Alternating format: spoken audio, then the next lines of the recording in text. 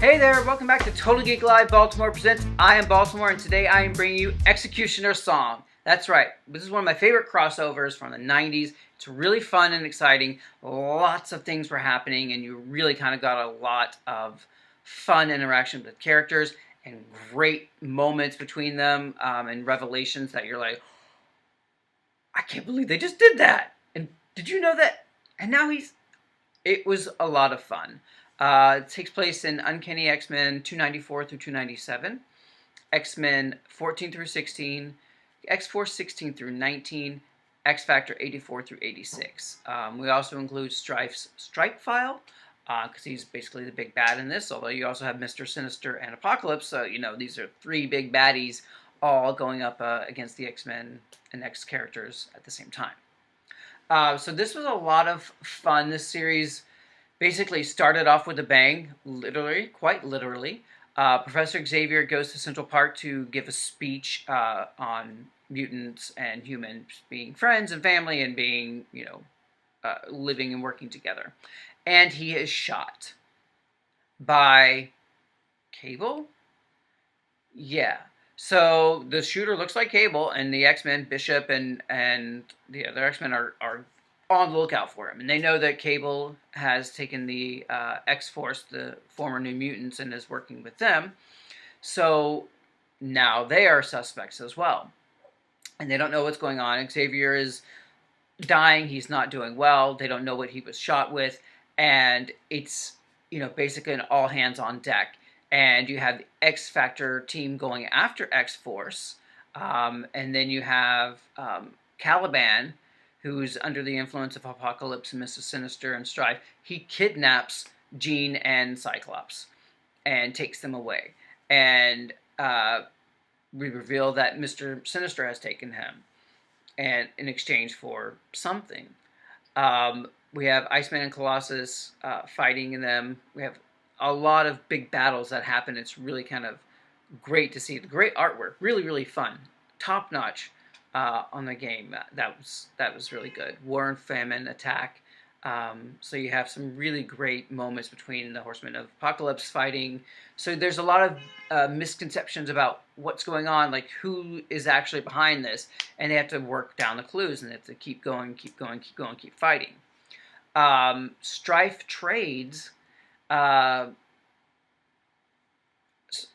trades Mr. Sinister for Jean and Cyclops. He gives them a canister that's supposed to contain 2,000 years of Summer's DNA, which you know that Mr. Sinister has a real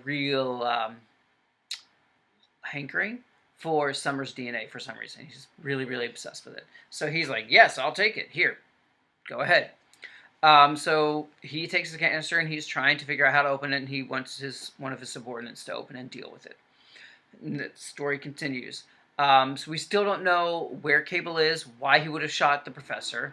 And then we find out that it's actually Stryfe, surprise, because Cable and Stryfe look so much alike. It's like they're twins or something. This crossover was supposed to give us the revelation of who Cable is and what his relationship is to the X-Men.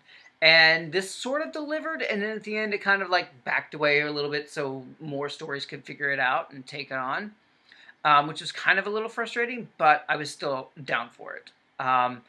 You have the X-Men fighting Mr. Sinister. You have them going off and figuring out what's going on. They go fight the MLF to figure out where Jean and Cyclops are, what's happened to them. You have Apocalypse who's weakened, and he says he wants to help Xavier. And Archangel isn't really buying it because he's been mucked about by Apocalypse for a while, so he doesn't really trust him. But Apocalypse gives his word and actually saves Xavier, which is surprising. And then he's so weak from after that, he begs Archangel to kill him. And it was a great moment where Archangel says no. He goes, I'm not going to give you what you want, and that's that, and you're going to live your life the way how it's going to be, and I don't care. So that was a really cool moment between them because you could tell like the hatred and the anger and the rage that Archangel is feeling, and he buries it and he stops and he doesn't fall through. So that was really, really cool. You have Bishop and Wolverine going off to fight Cable and figure out what's going on and what the connection is. You have the X-Force basically captured and imprisoned in the Danger Room. So it's really kind of a fun little interplay on them. I really love the X-Force team. At this point, most of the Richter had come back, Sunspot had come back, so it was a lot of the old team again. And they were trying to strike out on their own. They were trying to make it as young adults, and they got waylaid and caught and chastised for following Cable when they were just doing what none of the other X-Men or Xavier was doing because they all had abandoned them. But Cable hadn't. So they were, of course, going to take his side. And then we find out that Stryfe has taken Jean and Cyclops and tortured them, and they're on the moon. They're not even on Earth. So that was like the crazy revelation. Like, oh my God, how do we even, what are we going to do? So the X-Men talk to Dark Riders that are now loyal to Stryfe. So they're fighting them to find out how to get them there, how to save them and stop Stryfe completely. Stryfe creates a barrier that only allows Summers, people with Summers DNA, to pass through. And Havoc is up there, Cable, Polaris, the rest of the X-Men. And Alex is like, yeah, I can do this. I'm a Summers. He goes through, but he basically falls, passes out once he goes through because it was just so taxing. And then Cable walks through. And we're like, he's a Summers. He's a Summers. Yep. Somehow he was able to walk through that barrier, so we got basic confirmation that he is somehow a Summers. How? Why? What? How did that? We don't know yet. We go along for the ride. They fight. Jean and Scott basically wake up with Alex, and they fight Stryfe as well. Cable and Stryfe are in a knockdown fight, and everyone sees that they are twins or something. They're alike, and they're fighting tooth and nail, and they get they get trapped in a time bubble bomb vortex, and they all suspect that Cable and Stryfe have died. And then Cyclops is realizing that he thinks Cable or Stryfe, or both, was his son. And a few years ago, Cyclops had to give his son to the Askani because a few years ago, Cyclops had to give his son to Nathan, his son to the Askani, because Apocalypse had infected him with a techno-organic virus. And the only way to save him was to send him to the future. So Cyclops made this decision, this choice, this sacrifice to send his child, when he didn't know if he'd ever see him again, to be saved in a possible future. And now he's thinking that this must be his son that has lived and grown up, but which is which? Is it Cable? Is it Stryfe? And that was the big question that kind of was lingering over after the Executioner song was completed. Because we didn't really know if it was Stryfe that was the Nathan, or if it was Cable. And, of course, now we have all the information. We know who is whom.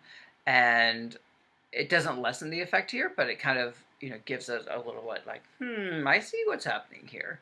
I'm glad they teased it a bit, but I felt, we needed a little bit more certainty after the end of this, after the build-up for all of it. But it had a lot of great ramifications. You have Rogue being blinded by one of the MLFers, and she actually had to rely on Gambit. So it's kind of increasing their romantic situation, which was really cool to see that, blossom and explore a little bit more. At the end of it, Mr. Sinister cracks open the canister, and there's nothing in there except the legacy virus, which is Strife's gift to mutants. It's a mutant-only affected virus, and it kills the user as they use their mutant powers. So this is a lingering storyline that happened, that carried on for years and years and years until they finally resolved it. But that was really fascinating because it was a real-world allegory to HIV/AIDS, which is kind of interesting way to bring it into the comics world. A little sanitized, but it was really interesting. And I think they could have gone a little further with it, a little bit more paranoia and that element to it. I think that would have helped it a lot, but it was still a really good storyline, even though now we've gotten some other watered down versions of it which haven't held up as well. You have Hank and Warren rebuilding Harry's hideaway, which is kind of like pretty cool. Harry's hideaway is in Salem Center in New York, and that's where all the X-Men, kind of gather on their off time. So it was nice to see them, hanging out and fixing it, and the down issue, basically, where everything's kind of like, okay, we've resolved it, and now we're breathing before the next thing happens. So that was really cool to see that. You have Jubilee and Xavier, a really, really beautiful moment. Because of whatever Apocalypse did to save him, he was actually able to walk for a while. And Jubilee gave him rollerblades, and so they rollerbladed together. And there was a really beautiful moment where you could tell that the effects were wearing off and he was about to become paralyzed, and he was trying to get to the tree, and you could see her watching him. And she's like, please make it, just let him wake it a little bit longer. It was a really, really beautiful moment. I really enjoyed that. But overall, I really did love Executioner's Song. It's one of those classic crossovers that I'm just down for. And the way that they go from one series to the next series and carry on. The artwork is really good, consistent in all of the books, which is really great because that's been something that has always plagued crossovers, where you have one or two really good art, and then you have one that's kind of like, doesn't quite match up, even when they're like 1, 2, 3, 4. So this one really, really did well with that. They made all the artwork work. So that was really great. But I love Executioner's Song, but let me know what you think about it. What was your favorite moment? Were you shocked when it was revealed who shot Xavier? Were you shocked with the revelation of Cable and Stryfe? Let me know. Comment, share, like, subscribe, and as always, it's all geek to us, and I will be back soon.